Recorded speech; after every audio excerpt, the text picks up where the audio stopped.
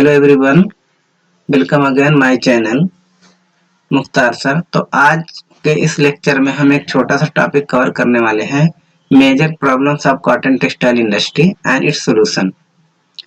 तो आइए देखते हैं कॉटन टेक्सटाइल इंडस्ट्री की क्या प्रॉब्लम है। तो most of the production is carried out in fragmented small unit. तो पहली प्रॉब्लम यह है कि जो कॉटन टेक्सटाइल इंडस्ट्री है उसमें जो प्रोडक्शन होता है इंडिया के अंदर, वो छोटे छोटे फैक्ट्री के अंदर छोटे छोटे 2-4 लूम पर या हथकरघों पर होता है। ठीक है, एक मेजर प्रॉब्लम है। दूसरी प्रॉब्लम है कि power supply is erratic in nature, यानी कि जो बिजली की सप्लाई आती है, इलेक्ट्रिसिटी आती है, वो इरेटिक नहीं है, मतलब रेगुलर नहीं आती है, कभी रहती कभी नहीं रहती, एक ही है।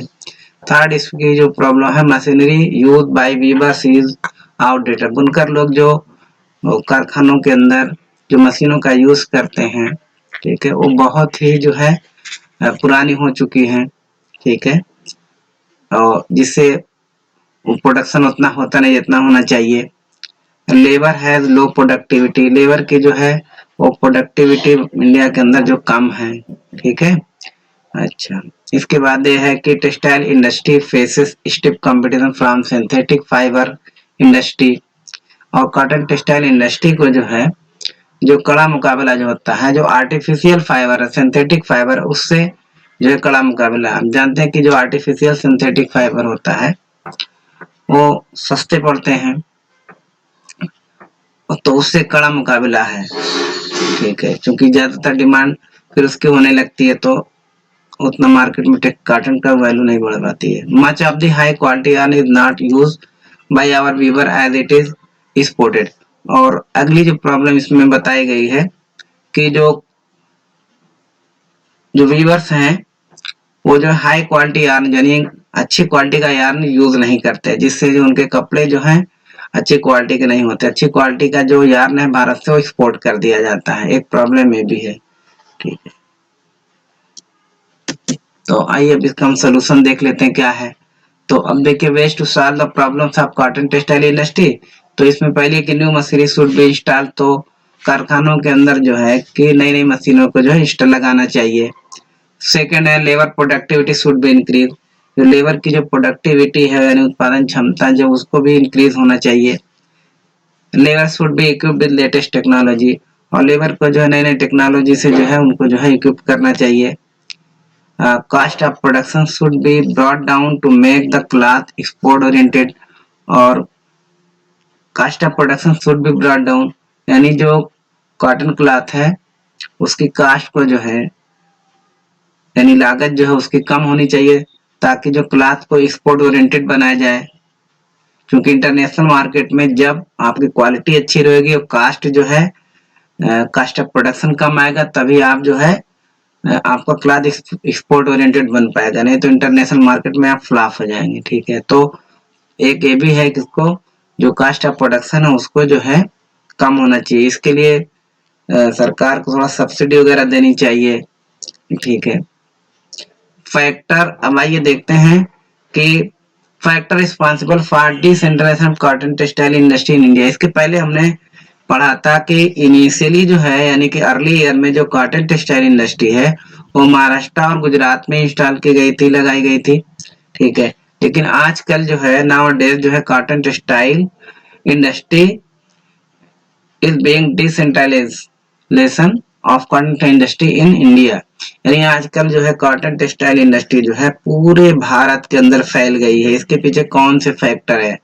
आप जानते हैं कि इनिशियली जो है कॉटन टेक्सटाइल इंडस्ट्री महाराष्ट्र और गुजरात में लगाई गई थी, लेकिन नाउ डेज जो है कॉटन टेक्सटाइल इंडस्ट्री पूरे भारत में जो है स्पैंड हो गई, फैल गई है, यानी डिसेंट्रलाइज हो गई है उनका।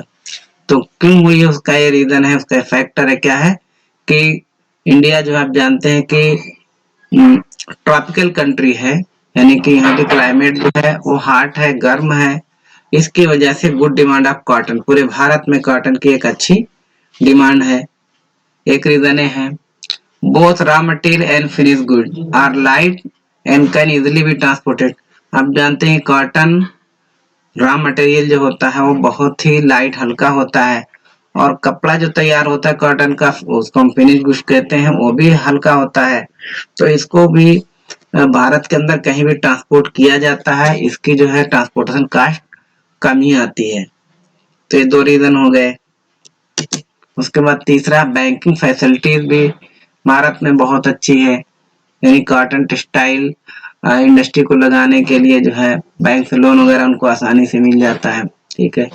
उसका चीप इलेक्ट्रिसिटी अवेलेबल और सस्ती बिजली जो है इस वक्त पूरे भारत में उपलब्ध हो गई है। तो ये सब रीजन है जिसकी वजह से कॉटन टेक्सटाइल इंडस्ट्री पूरे भारत के अंदर जो है अब फैल गई है।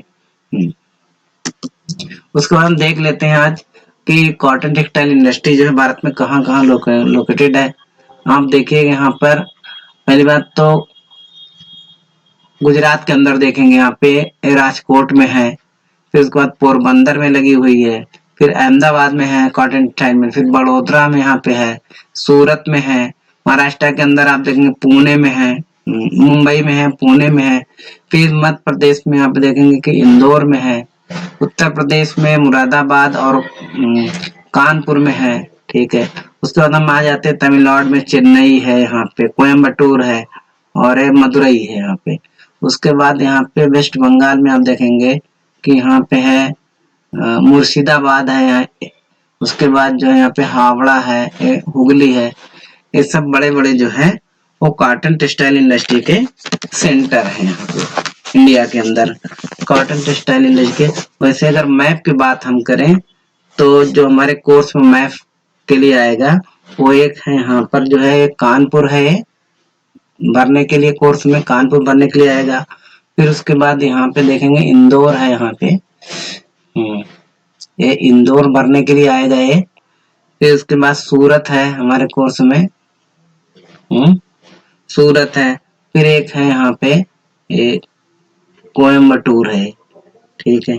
और एक मुंबई यहाँ पे है। ये मैप में जो है हमारे कोर्स में फिलअप करने के लिए आएगा।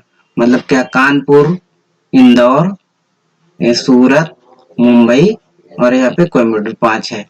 5 कोर्स में जो है 2022 के सिलेबस में है। तो आज के लिए बस इतना ही। थैंक्स।